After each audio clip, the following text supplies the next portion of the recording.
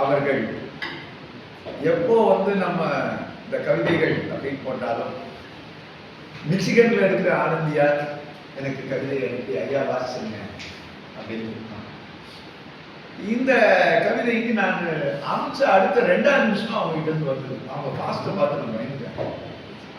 எடுக்கிறியா pass? கரெக்டா போதா? சரி. டாக்டர் மூவா நற்பணி சங்கத்தின் 115வது மாத கூட்டம் சிறப்பாக நடக்க மனமகிழ் வாழ்த்துக்களை தெரிவித்துக் கொள்கிறேன். இக்கவிதையை வாசித்து அருளுமாறு நெறியாளர் தாமோதரன் ஐயா அவர்களை பணிவுடன் கேட்டுக்கொள்கிறேன். கவிதை பார்த்தார்.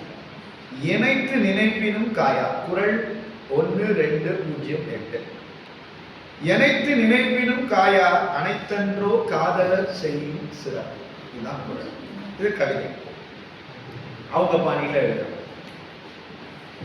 அகத்துள்ளே அவரை எண்ணி ஆழ்ந்த காதல் கொண்டேன். மனம் கொண்ட மணாளனை மங்கை நான் நினைவில் கொண்டேன். மனம் கொண்ட மணாளனை மங்கை நான் நினைவில் கொண்டேன்.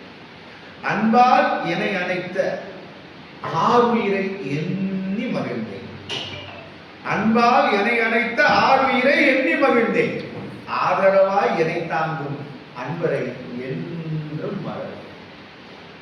சிந்தனையில் அவரை ஏந்தி சீராய் என் உறவை சுமப்பேன். சீராய் என் உறவை சுமப்பேன். வஞ்சனை இல்லாமல் நேசிப்பேன். நேசிப்பது எப்படி இருக்கணும்? வஞ்சனை இல்லாமல் நேசிப்பேன்.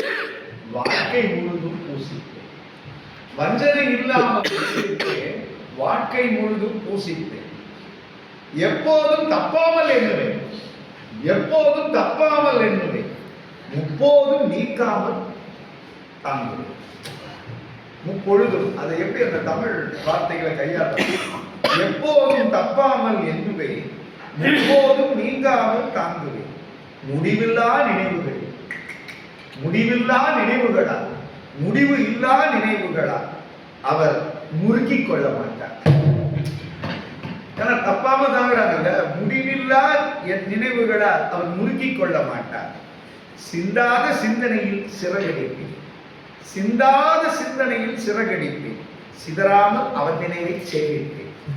சிதறாமல் அவர் நினைவை சேதிப்பேன். சினமேதும் கொள்ளா. சினமேதும் கொள்ளா. சீரான பேருதவி அதுவே. சீரான பேருதவி அதுவே என்பேன். நெல்லை அன்புடன் ஆனந்தி, மிச்சிகன், வட அமெரிக்கா. எவ்வளவு பாருங்க, எவ்வளவு சீக்கிரமா இந்த கவிதையை கொடுத்துட்டாங்க. ஒரு அருமையான கவிதை. அது இல்லாமல் நம்ம அரங்கத்துக்கு, குழந்தைங்களுக்கு கொடுக்கறதுக்கு புத்தகங்கள் 2 செட்டு நம்ம காமிச்சிருக்காங்க. இது அவர்கள் தொடர்ந்து செய்யக்கூடிய இந்த மூவா நற்பணிக்கு அவர்கள் செய்யக்கூடிய ஒரு பங்கு. அவர்களை நன்றியுடன் நாம் நினைவுகிறோம்.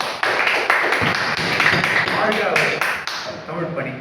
ஏன்னா ஒரு வெளிநாட்டில் இருந்து தமிழுக்காக அவங்க நிறைய இலக்கிய மார்கழி மாற்றி எல்லா பாடலும் பாடி அனுப்புறாங்க.